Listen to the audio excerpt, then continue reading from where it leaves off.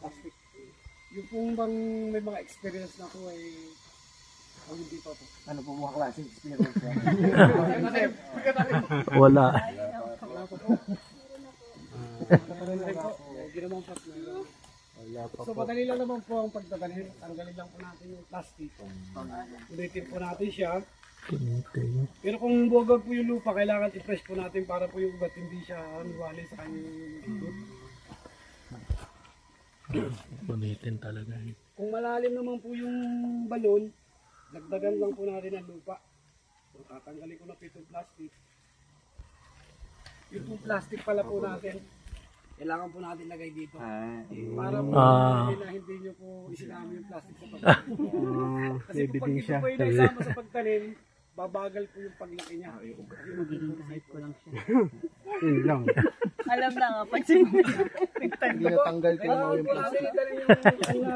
Naalusot lang si Ma. Kailangan po naka-level po yung lupa. Hindi natanggal yung plastic. Sa lupa, sa roller po natin. So pag po itinanim natin, bigyan po natin siya ng lupa, i-press po natin siya para po yung hangin, hindi po siya kayang uga-ugayin. Kasi pag nauga po siya ng nauga, mamamatay po siya. Pilitin po natin yung ating ating seedling na naka-straight para po yung sunlight niya makasagap po yung ating mga dahon ng sikat po ng araw. So po yung may shovel po naman tayo dyan, kumuha na lang po tayo ng tigisa. Ano pong itatanim? Ito pong ating itatanim ay 3 species po. Isa pong malaruhat, kupang at saka po yung tuway. Sila po ay dito po talaga sila pinolekta. Tuway po yung 3 species po. Namumunga ba yun? Namumunga po siya para po siya yung yung pong liputik. Yung pula po siya. Kahit po. Pwede naman po kainin pero mapakla po siya. Lahat po ng tinatanim namin dito. Ibon na ako. Ibon kahoy. Hindi po kami nag-ano ng mga fruit berries.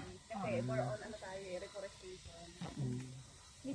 Tsaka isa pa po, ingat po kayo sa pag-upo at pag-yuko kasi po May mga baka po tumama po yung natin. Po. Tsaka po pala kung tatanong po kayo bakit po 1 by 1 pala namin at saka po nasa loob ng gubat.